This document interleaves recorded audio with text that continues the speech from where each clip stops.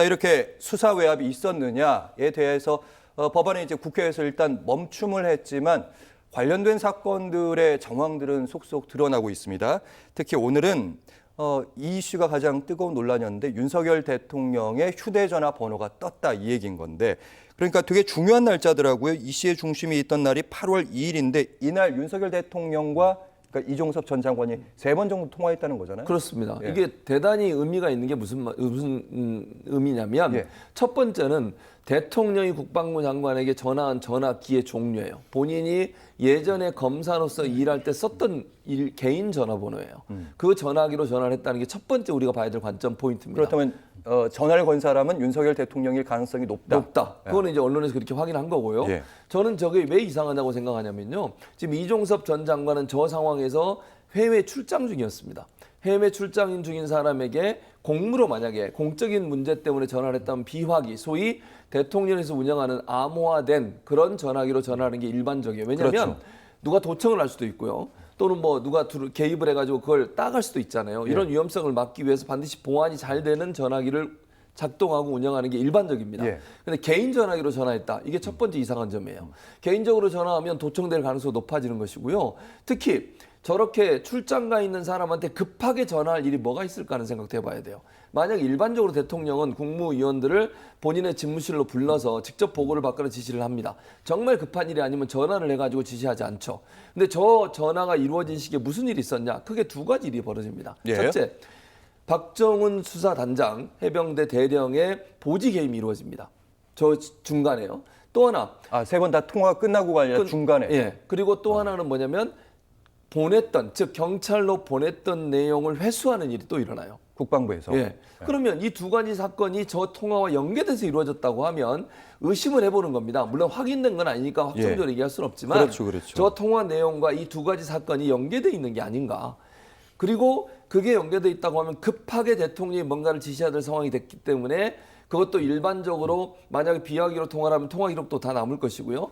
제가 볼 때는 녹음도 될 가능성이 높다고 봐요. 왜냐하면 이건 공적인 업무니까. 근데 그걸 피하기 위해서 개인적 전화기로 했지 않았을까 하는 의심이 든다는 거예요. 이런 내용으로 봤을 때 이 통화는 상당히 이례적이고 특이하고 이상해요.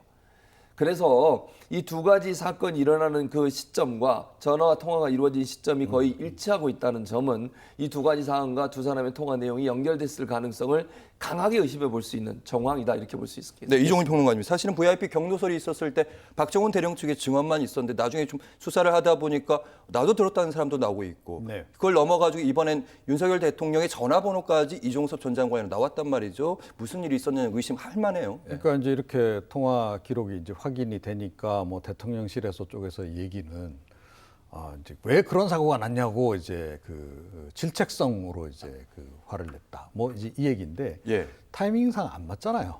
이게 시점상.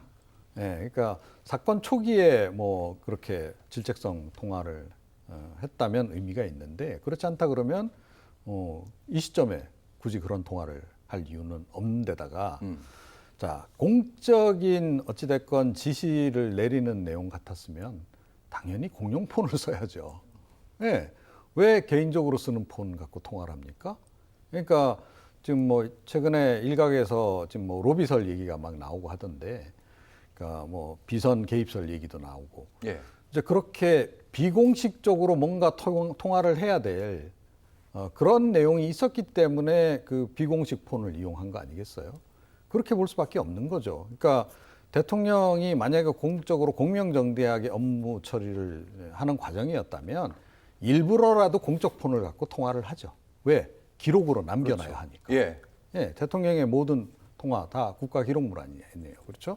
그리고 내가 그때 정상적인 지시를 이렇게 내렸다 하는 거를 나중에라도 확인시켜주기 위해서라도 이렇게 복잡한 사건, 이슈가 또 굉장히 또 휘발성이 강한 이슈일수록 더욱더 공적 폰을 저라면 일부러라도 그렇게 쓰겠어요. 네. 대부분의 공직자들은 그렇게 할 거예요. 그런데 이상하잖아요, 이게. 그러니까 뭔가 공적으로 기록으로 남으면 안 되는 통화 내용이었을 가능성이 훨씬 더 높은 거죠. 대통령실 관계자는 이렇게 얘기하고 있습니다. 저희가 지금 자막으로 나가고 있는데 대통령과 국무위원이 전화로 소통하는 것은 자연스러운 일이에요. 그러니까 이 전화를 윤석열 대통령이 걸었다 안 걸었다 여기에 대한 얘기는 아니고 일단 전화로 소통하는 건 자연스러운 일이다. 아, 또, 그러니까 예. 그게 왜 공적 폰을 놔두고 하냐는 거죠. 그러니까 장관하고 대통령 수시로 통화해야죠. 당연히 업무 협의도 해야 되고 지시도 내려야 되고 당연히 하는 건 맞는데 그 통화는 반드시 기록으로 남겨야 되는 거죠. 정상적이라면. 그렇잖아요. 뭐 비공식적으로 이렇게 부탁하는 개인적인 청탁 이런 게 아니라면 다 공적 폰을 활용해서 해야 되는 거예요. 일부러라도 조금 전에 말씀드렸듯이 그렇게 해야 하고 실제로 그렇게 한다는 거예요. 그런데 공무원 생활 이렇게 오래 하신 대통령께서 그 공적 폰 놔두고 사적 폰을 들고 이야기를 했다? 그거는 뭐 누구라도 국민이면 아마 제가 보건대 이거 재판부에 가서 재판부의 판단도 저희 판단하고 크게 다르지 않을 거예요. 예를 들어 윤석열 대통령이 공직 경험이 없던 사람이다. 기업인 출신이어서 뭐 잘 몰라서 그랬다. 그거는 해명이 되지만 예. 윤석열 대통령은 공무원, 그것도 고위직 공무원을 계속 한 사람이잖아요. 그 핵심 또 검찰에 있던 분이고. 그런 분이 사적인 폰으로 이런 그 업무 지시를 내렸다? 이건 아무리 그 누구라도 납득이 안 갑니다. 그래서 이번에 통화 기록 이거는 제가 보건대는 향후에 이 사건이 재판으로 넘어간다라고 전제했을 때는 스모킹건이 될 가능성이 매우 높다. 이렇게 아까 생각을 최진봉 교수님 잠깐 말씀하셨는데 저 세 번의 통화가 있었다고 하지 않습니까? 네. 그 중에 한 번은 이제 박정훈 단장이 이제 보직해임이 되는 그런 조치도 있었고 이런 그러니까 중대 결정이 다 내려지잖아요. 예. 그러니까 경찰에 이첩했던 자료가 되돌아오게 되고, 예, 그다음에 수사하던 수사단장이 갑자기 보직해임이 되고, 또 그것만 있었나요? 또 이제 그 관련해가지고선 중대 결정을 해야 되는 그런 시점마다 윤석열 대통령이 꼬박꼬박 등장한다는 거죠, 이게.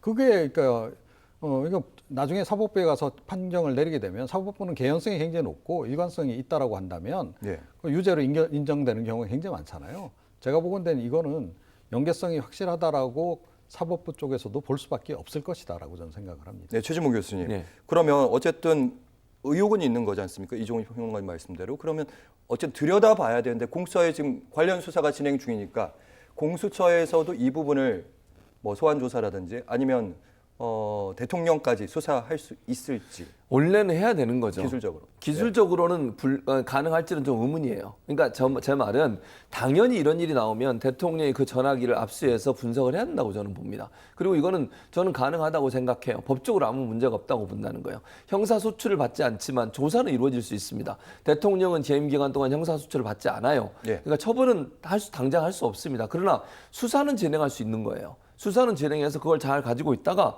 대통령 임기가 끝나면 그 다음에 소추하고 불러서 조사도 하고 기소도 하고 이럴 수 있는 거거든요. 충분히 가능하다고 저는 생각해요. 다만 지금의 공수처가 그렇게까지 할 수 있을 거냐는 저는 의문이라고 생각하지만 지금 당장 저는 공수처가 원칙적으로 한다면 대통령의 전화기를 압수하고 그 압수된 전화기를 가지고 지금 또 그리고 그건 본인이 개인적으로 썼던 전화기잖아요. 그 전화기 분석해서 어떤 통화가 이루어졌는지를 저는 살펴보는 게 맞다고 생각해요. 다만 공수처가 그걸 할 수 있을지는 그건 좀 의문이라는 생각이 들고요. 그러나 아까도 말씀드린 원칙적으로는 충분히 수사가 가능하고 수사하는 것은 형사소출을 받지 않는 것과 전혀 무관하게 진행될 수 있는 부분이다. 이런 말씀을 드립니다.